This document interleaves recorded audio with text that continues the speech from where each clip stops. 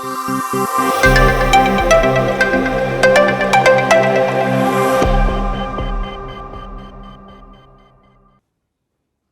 I come, sir? Yes. Good please afternoon, sir. Good afternoon, sir. Good afternoon, Abe. Yes, sir. Please take your seat. Thank you, sir. You would like to interact in Hindi or English? Sir, Hindi, sir. Eh, Hindi. Hindi. तो आपने Hansraj college से DU से किया है graduation yes sir. और cricket देखने के शौकीन हैं, खेलते भी हैं और देखते भी हैं. बोथ. Very good. तो ये बताइए, क्रिकेट को लेके बड़ी पॉलिटिक्स चलती है आजकल. बांग्लादेश है, पाकिस्तान है, इंडिया है, ये कई महीनों से सालों से चली आ रही है. कभी पाकिस्तान खेलेगा नहीं खेलेगा, कभी बांग्लादेश में नहीं आएंगे इंडिया. ये क्यों क्रिकेट को क्यों वो बॉल बना रखा है कि कभी इधर कभी उधर? सर मुझे लगता है ये जो राजनीति हमारी दोनों देशों के मध्य है, भारत बांग्लादेश और भारत पाकिस्तान, जो एक सीमा विवाद है, उसके कारण एक ये मुद्दा बन जाता है कि क्रिकेट खेलें या ना खेलें. तो इसमें मुझे लगता है कि जो हमारे पॉलिटिशियन है उनका ज़्यादा इंटरफेरेंस होता है, इस कारण वो क्रिकेट को मुद्दा बनाते हैं. तो आपके व्यू से इसको नहीं बनाना चाहिए क्रिकेट को मुद्दा, स्पोर्ट्स को अलग रखना चाहिए? स्पोर्ट्स को मुझे लगता है कि स्पोर्ट्स को हम अलग रख सकते हैं राजनीति से, क्योंकि स्पोर्ट्स वो आपको एक दो देशों के बीच में रिश्तों को मजबूत करने में हेल्पफुल होता है. लेकिन क्या होता है कि जब लड़ाई आपस में कोई मनमुटाव हो जाता है, जैसे वो पहलगाम इंसिडेंट, उसके बाद लोगों के मन में बड़ा रोष होता है. हाँ, उस टाइम वो भावना, खेल की भावना खत्म हो जाती है. लोगों के मन में रोष होता है, लेकिन अगर हम किसी भी रिश्ते को सिर्फ एक एंगल से नहीं देख सकते. अगर हमें आगे पाकिस्तान और भारत का रिश्ता आगे बढ़ाना है तो हमें कोई ना कुछ एफर्ट ऐसे करने पड़ेंगे कि दोनों देशों के मध्य रिश्ते थोड़े सामंजस्यपूर्ण हो सके. लेकिन सर आप जो रोष वाली बात है, वो मुझे लगता है कि भारत के कुछ लोगों में रोष जरूर था, लेकिन जब उसके बाद मैच हुआ एशिया कप में, उसके बाद लोगों ने उसको काफ़ी उसको मतलब उसके जो व्यूअरशिप थी वो काफ़ी अच्छी भी आई है. चलिए, बहुत अच्छी बात है. अगर ये सद्भावना बनी रहे क्रिकेट के द्वारा देशों में, बहुत अच्छा रहेगा. अच्छा ये बताइए, आपने कॉलेज BA में क्या क्या सब्जेक्ट्स थे आपके? आपने सब्जेक्ट्स नहीं लिखे? मेरे पास मैंने हिंदी ऑनर्स किया है, उसमें हिंदी और संस्कृत था. अच्छा, हिंदी और संस्कृत पे था आपका. ये तो यूपी में जो है कि कोई पोइट्स बता दीजिए, फेमस पोइट्स हिंदी के. सर मैं बिजनौर का रहने वाला हूँ, तो बिजनौर से सबसे पहले दुष्यंत कुमार, वो सबसे फेमस पोइट है. इसके अलावा जयशंकर प्रसाद बनारस से हुए हैं, कबीर भी यूपी से ही हुए हैं. राष्ट्रीय कवि कौन है हमारे? मैथिली शरण गुप्त को बोलते हैं राष्ट्रीय कवि. राष्ट्रीय कवि मैथिली शरण गुप्त है या रामधारी सिंह दिनकर को कहते हैं? सर राष्ट्रीय कवि मैथिली शरण गुप्त को भी बोलते हैं और रामधारी सिंह दिनकर दोनों को बोलते हैं. दोनों को बोलते हैं. तो ये आप ये बताइए कि यूपी की जो अर्थव्यवस्था है, अब बजट आने वाला है, कितनी बड़ी है? अर्थव्यवस्था का साइज क्या है?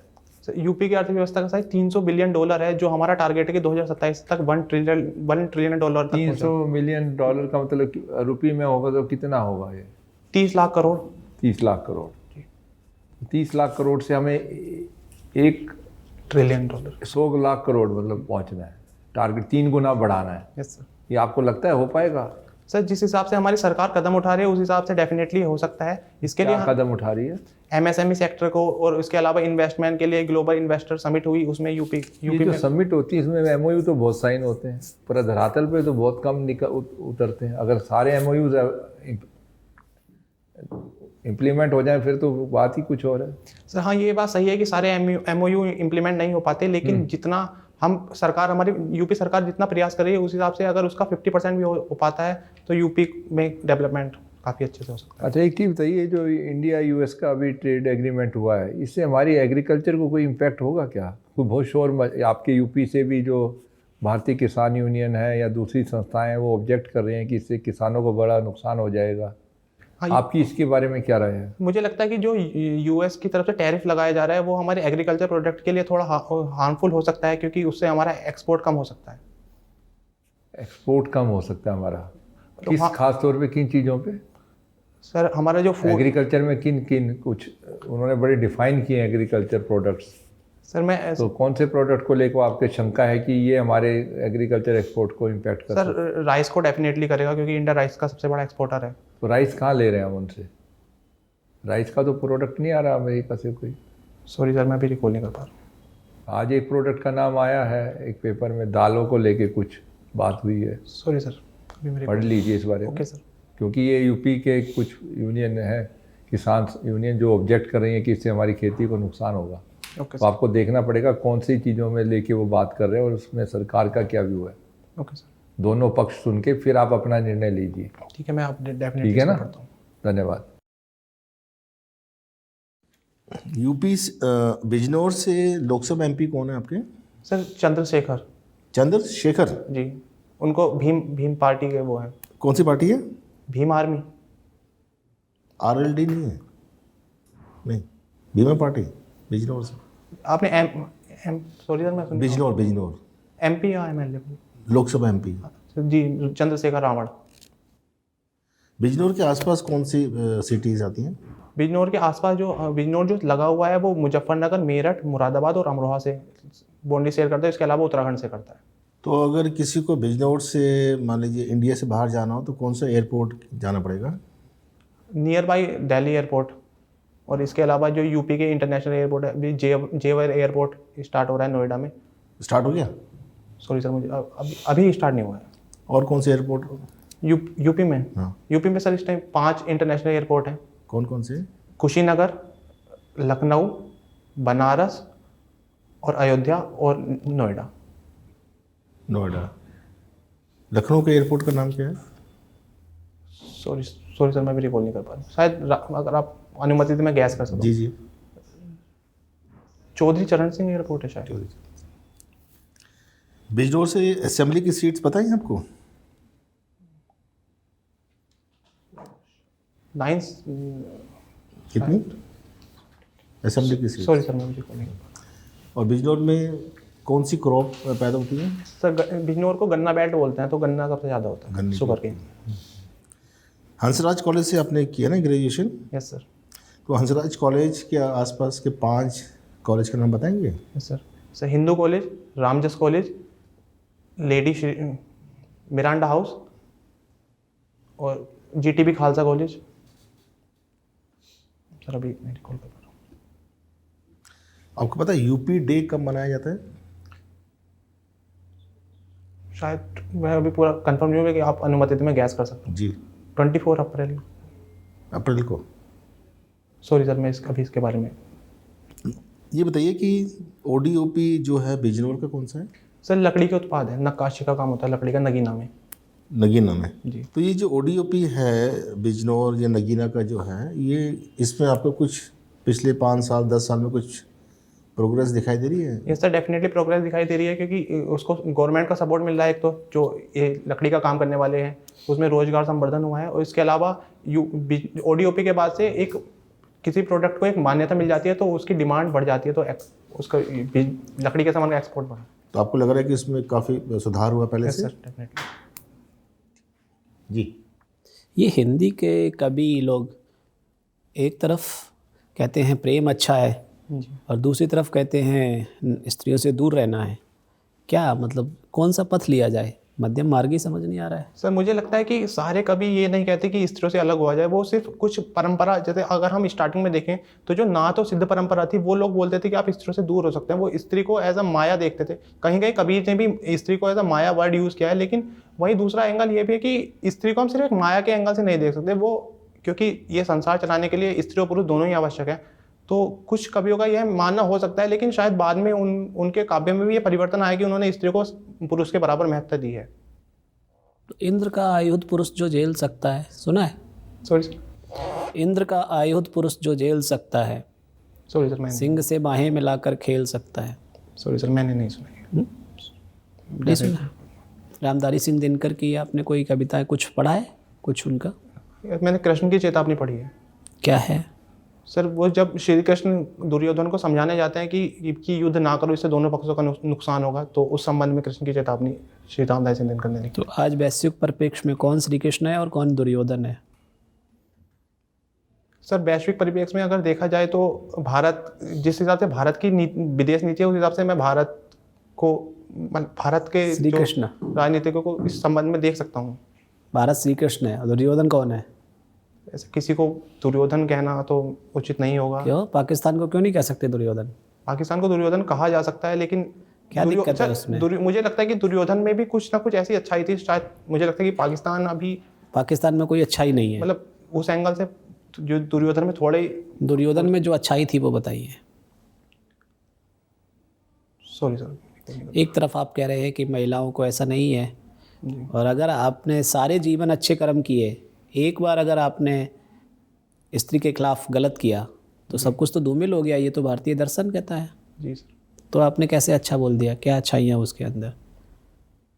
सर मुझे पराई स्त्री को सबके सामने निर्वस्त्र करने का आदेश देना, इसमें मुझे जो एक अच्छा लगता है वो यह है कि वो अपने परिवार को लेकर दुर्योधन के अंदर परिवार को लेकर चलने की भावना थी, उस हिसाब से ये अच्छाई देखी जा सकती है। तो फिर इस हिसाब से मतलब जितने भी बेटे का बेटा मुख्यमंत्री का बेटा, विधायक का बेटा, तो ये सब भी बहुत अच्छा होना चाहिए, क्योंकि ये तो सबसे परफेक्ट एग्जाम्पल है। नहीं सर, वो थोड़ा नेपोटिज्म वाला एंगल मैं समझ पा रहा हूँ, लेकिन हर जगह परिवार को सिर्फ हर जगह लेके चलना भी सही नहीं है। अगर दुर्योधन कहते हाँ ये कमी थी कि वो जब दुशासन वो इस चीरहरण कर रहे थे तब उनको रोक सकते। कर्ण किसके मित्र थे?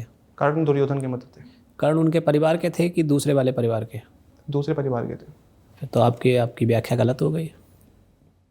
सर सिर्फ हम अगर किसी रिश्ते में देखें तो सिर्फ परिवार ही नहीं होता ना, उसमें मित्र भी होते हैं। राइट। तो परिवार के आधार पर हम कोई निर्णय भी नहीं ले सकते कि उसने परिवार के लिए ऐसा किया इसलिए अच्छा है। राइट और रॉन्ग? ये राइट।